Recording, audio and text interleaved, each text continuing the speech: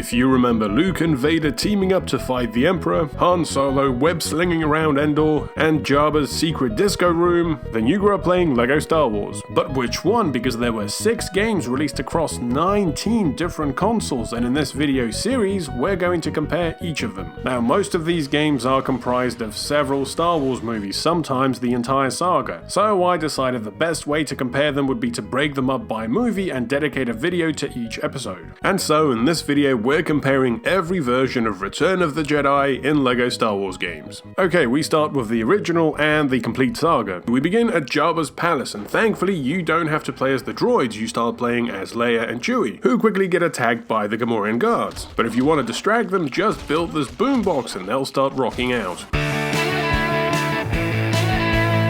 Oh cool, you can actually ride the Bomar monk. Want to know something morbid? That little piece is actually its brain. You eventually meet Luke, and the big thing about this level is pulling these switches to shut off the old pig dispensers. That and helmets. Lots and lots of helmets. Look at Luke just casually choking all these Gamorreans. Dark side? What dark side? So we rescue the droids, try to rescue Han, and end up in the Rancor pit for a quick boss battle. Okay, next level's Jabba's sail barge. And we're back to playing as Lando, who has one rule: if you can't reach them with a blaster, then kick the shit out of them. Look, he even does it to Boba Fett. Alright, so we do a few puzzles, get inside the barge, and blow up a bunch of weak ways. You can also build a secret disco room where the Gamorreans party. Okay, so we rescue Leia and get to the top level of the barge. Look at 3PO just watching all this carnage. I mean, the poor droid's been passed around to like 5 different owners at this point. He doesn't give a shit. I think this is the most playable LEGO characters we've ever had in one level, and it can cause some problems. Oh, Jesus Christ, everybody calm down, one at a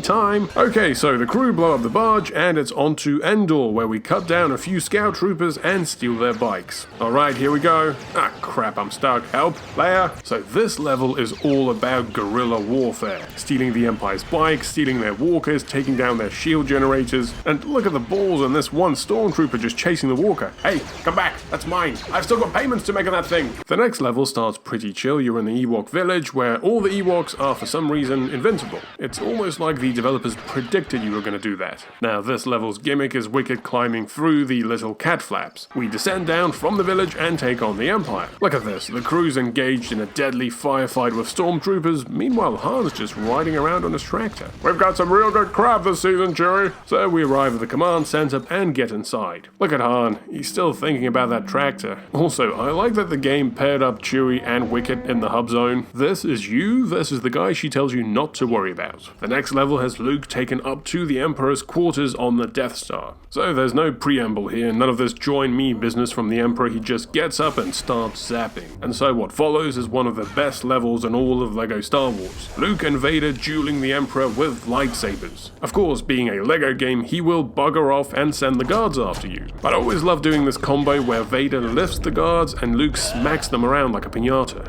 Eventually, you beat the Emperor, Vader throws him down the chute and dies. Wow, what an emotional ending. What? There's one more level left? Alright, chuck him in the back of the shuttle. So the final level is the space battle, which is your typical vehicle mission. You blow up a few Star Destroyers with the torpedoes, then get inside and blow up the shield generators with the torpedoes, blow up the main reactor, and then do an escape run. And that's it for the original. Okay, up next we have the Game Boy Advance version. Just like with all the other episodes, the GBA port takes the console levels and reworks them to an isometric style. And there's still plenty of quirks to this version, like Vader's death scene where he changes his head and then explodes. Also, look at these Force ghosts at the end. We've got Vader still wearing his armor, and they've all got their sabers still drawn like a bunch of debt collectors ready to beat the studs out of these rebels. A quick aside, if you'd like to see more Return of the Jedi content from me, then please check out my second channel, AI Storytime, where I just uploaded a video on Return of the Jedi remade with AI generated images with some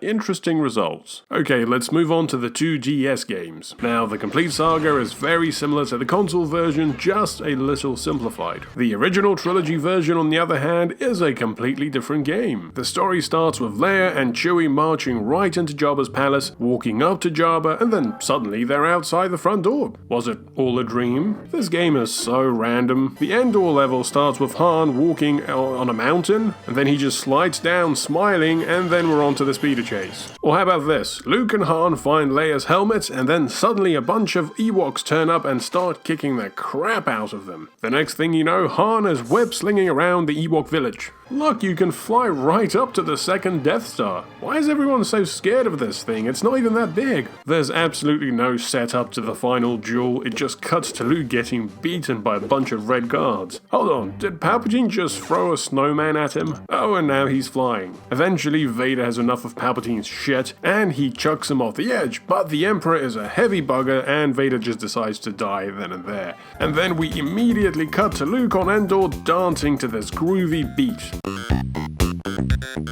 Look, 3PO's loving it too, even the ghosts join in. Incredible. Okay, so that's it for the 2 DS games. Now, normally I would move on to the Skywalker Saga, however, 2015's LEGO Force Awakens used Return of the Jedi's third act battle as the prologue, so let's cover that first. Now, this being a PlayStation 4 and Xbox One game, the graphics are naturally a step up from the complete saga. The gameplay mechanics here sit somewhere between the originals and the Skywalker Saga. It's still quite puzzle heavy, but now you have the option to build different contraptions, which would make it into the Skywalker Saga. The troopers also lose their helmets, but in this one they've all got the same generic face. And there is also a cover system that would make its way into the later games. Don't worry, R2 will get you out. Right, which button do I press? Crap. So, after a few puzzles, Han gets in the walker, and then we're off on a spree of destruction, squishing everyone that gets in the way, trooper or Ewok alike. Alright, next we have the Emperor battle. No lightsaber from Palpatine this time. Instead, Luke teams up with Vader, they fight some royal guards, and then use the Force to do silly shit like grab him with these claws. The final section of the prologue is the Death Star battle. You fly over the surface, then slip inside the trench. This entire section is kind of on rails, but you do get the rings from the old Quidditch minigames. And of course, where would we be without the good old purple torpedoes? And that's it for the Return of the Jedi section of The Force Awakens. It's a cool way to kick off the game and really shows how the LEGO games have evolved to where we are now. And speaking of which, we finally come to the Return of the Jedi section of the Skywalker Saga. And yes, this one does start with the droids walking up to the palace, but it quickly shifts to Leia and Chewie. Look, none of these Gamorrean guards seem to notice the Wookiee prisoner is holding a crossbow. The pair sneak through the palace, past the Big Burger, and straight to Han. You then have to infiltrate the palace again, this time as Luke. Hold on, who's the co-op character this time? Oh wow, it's Bib Fortuna. This damn kid's really cutting into our workforce. Okay, so Luke confronts Jabba, gets dropped into the pit, and we get the Rancor as a boss battle. Oh no, one of the space strippers fell in. Oh, now she's gone. I must say, they do love to throw in Easter eggs in this game. Look, Luke's got the big bone, the Rancor Keeper's there, and you can stop the monster with the gate just like in the movie. Okay, what's next? It's the Sarlacc pit, right? Yes, but first you've got to walk towards it with Lando and Coffee Table R2. The sail barge section begins with a boss battle against Boba Fett. The crew then ascend up the barge, and R2 goes below deck, where him and Leia take on Jabba. That's right, Jabba is an actual boss. Well, he's not much of a boss. You can just go around and kick the crap out of him. But he sends a bunch of goons after Leia, and R2 gets to fight Salacious Crumb. Also, I love the fact that while this is all happening, Max Rebo keeps shredding away at Jedi rocks in the corner. Now that's a true professional. Okay, with that section done, Luke can explore the open zone for a bit. Ah, the old homestead. Hold on. Tusken Raiders? Shoot, damn squatters. Okay everyone, get ready for another patented Skywalker Saga walking to waypoint sequence. We fly to Dagobah, walk to Yoda's hut, watch him die, walk back to the X-Wing, fly to the Rebel base, walk to the briefing room, get the briefing, walk back to the hangar, fly down to Endor, at which point we finally get some gameplay, which involves battling a few stormtroopers and then a speeder bike chase. Onto the Ewok village, which is another open zone, and this time the Ewoks are not invincible. Right. This forest battle is a bit different to all the other iterations. You play as just Chewie and Wicket, who can now craft weapons of mass destruction. Oh, and there's an Easter egg section here where these two stormtroopers are just chilling out. I'm pretty sure this teddy bear is committing a war crime. And just like The Force Awakens, this level ends with you going on a rampage inside the walker. Okay, moving on to the Death Star, which is an open zone. And look, you get to play as Vader. Now, he's supposed to be walking Luke to the Emperor. Instead, he ends up abusing his authority over the stormtroopers. Easy.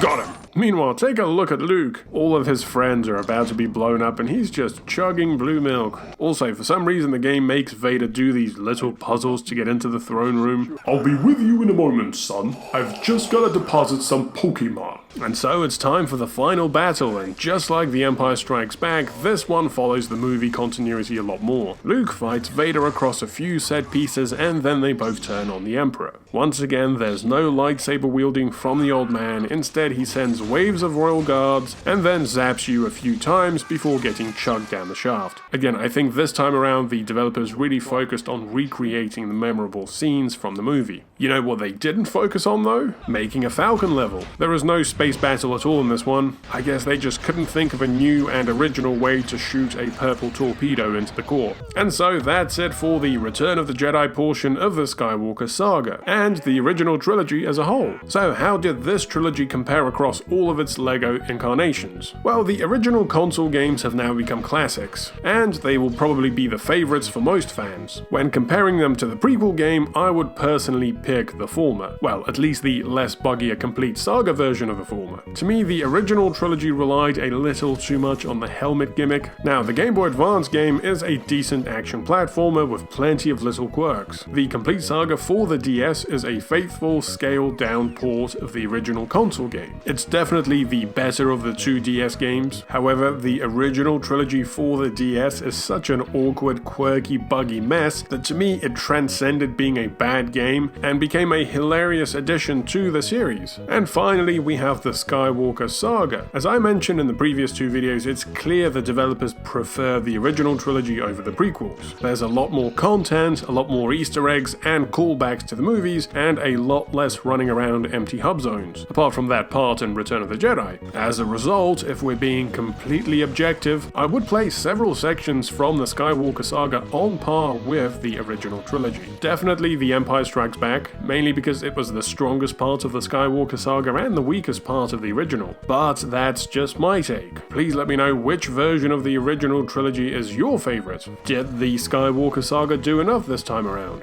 And which do you prefer from the classics, the prequel game or the original trilogy? Now, in terms of future LEGO Star Wars videos, things start to get a bit tricky. There are a couple of different versions of The Force Awakens, but only the Skywalker Saga segments for the other two sequels. And there's also LEGO Star Wars 3. Now, I could probably do two more videos, one for all the sequels and one for the Clone Wars. So please let me know if you'd be interested in seeing those in the comments. As always, thanks for watching. Please remember to like, subscribe, hit the bell, and follow me on Twitter. See you next time.